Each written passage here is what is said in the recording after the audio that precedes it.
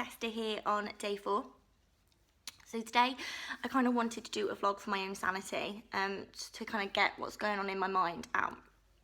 So today we're going to talk about like fertility, because it is something that is associated with endometriosis. Obviously the scarring in the tubes kind of makes it more difficult for the egg, but ironically pregnancy can also cure endometriosis, which I find really like messed up, because obviously, as I said earlier, one of the symptoms of endometriosis is really painful intercourse, but actually if you have a baby it will like flush your system and you can get rid of endometriosis.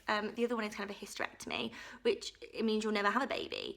I kind of find it a really kind of sadistic cycle, but as I said, it's something that we've kind of really struggled with, and Andrew and I, Andrew's my husband, were kind of thrown into this. You know, we got married in June, and I think we wanted kids. We wanted them, and you know, when we always said, oh, you know, when we're in our 30s, we've spent some time with us, we've gone travelling, and we kind of were happy with that plan, and then suddenly it's like boom, 3 months in, and it's actually reconsider your plan because actually that might never happen.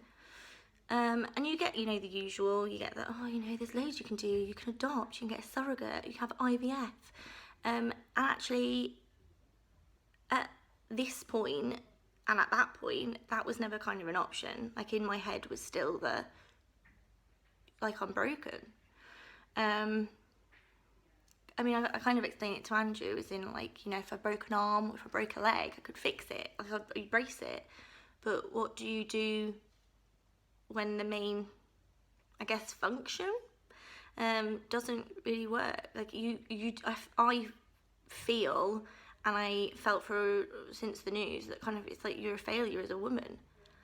I know that the surgery can have positive effects, but you kind of are a bit like, do I want to get my hopes up? I know that sounds really negative, but I mean, Andrew has been amazing. Like, I married an amazing man.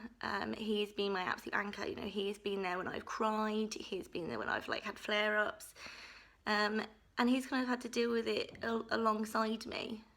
But yeah, you know, people were like, oh, you know, you can adopt, you can surrogate, and for me that isn't it. It was that idea of like, will I ever lay on a bed, and will I ever get a scan, and then somebody says, oh, guess what, that's your baby's heartbeat.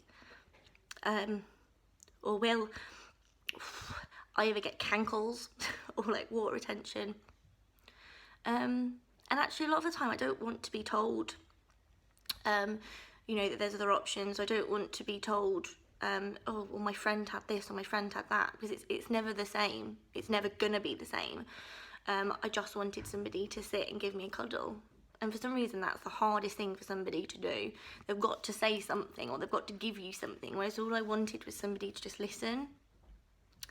But actually the more and more I have spoke about it, the more and more I realise it's really common. You know, the amount of people that I've spoken to, the amount of women that, you know, have had fertility problems, or they've had to go through IVF that's failed a number of times, or they've had miscarriages, and men who it's, you know, their little swimmers haven't worked. But yeah, we don't talk about it. We talk about everything else, talk about what's on the media, but we don't talk about it, and I kind of find that really strange, because all I want to do is talk to somebody and be like, oh my gosh, my head is going crazy, because it does, like, and it hits at the worst times. So I mean, I remember I was at the gym at work, and I was like, yeah, it's going to be a great kettlebell session.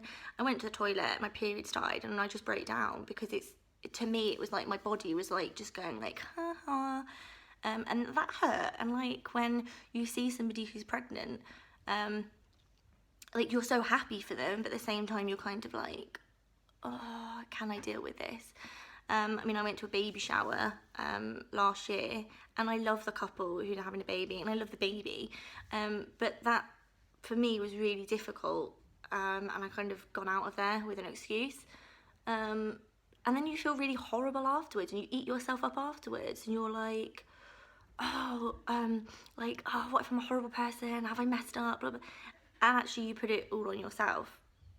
But then I also kind of felt like there wasn't the support. So when I did speak to people and say, you know, I feel really bad about that. They were like, well, you know, you should have been happy for them. And I just kind of couldn't deal with it. Like I said, it's a very mentally draining process that I do find is kind of ironically horrible. Like, the one thing that can probably cure you, or one of the things that can probably cure you, is the thing that you can't do. And I mean, Mr Trehan's always been really clear that the outcome of the surgery is to get your quality of life, not for fertility. But I'd like to have the opportunity one day. Like, I'm not saying I want right now. You can't try for them straight away after the surgery. You know, you have to have, I think it's 2 years till you can have IVF. And but I want to be able to give Andrew the opportunity to be a dad, and I'd like to give Andrew's parents the opportunity to be a grandma and granddad. And I'd like that opportunity to kind of, you know, waddle and feel that.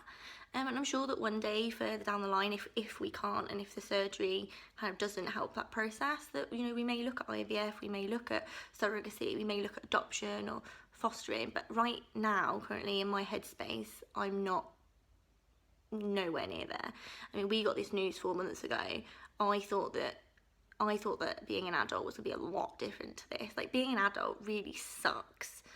You know, you've got all of this to deal with, as well as like work, as well as like your day-to-day life, as well as like, you know, what's happening at home, your friends okay, you know, have you got a friend that's got a big thing? I mean, my best friend has got a massive interview on the day of my surgery, and I'm like so worried for her and so nervous for her.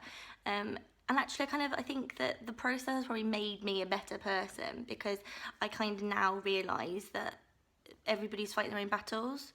So if somebody at work's a bit snappy or a bit grumpy, whereas before I might have been like, well, you're not very nice, now I kind of think, I wonder what you're fighting at home, I wonder what your battle is. And I kind of think it's probably made me a nicer person, and I think it's made me a better listener. Like, now I listen, and I try not to come back with that, oh yeah, my friend's got that, or oh yeah, no, I know, because I kind of, as I said before, I realise it's never going to be the same. Like, it's never going to be the same, so don't try and make it the same. Instead, just listen.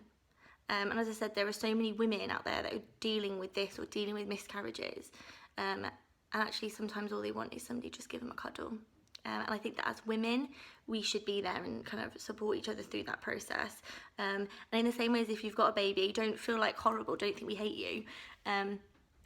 Your happiness means the world to the people around you. And I mean, I've got friends that, I mean, Jade is one of my friends who's got Reggie, and I adore him. He is amazing. And I think the fact that they're happy is an absolute blessing. And maybe one day I'll be happy and I'll have my own little blessing. But so over and out for today. And tomorrow we're going to look at like the support, because there are support groups out there.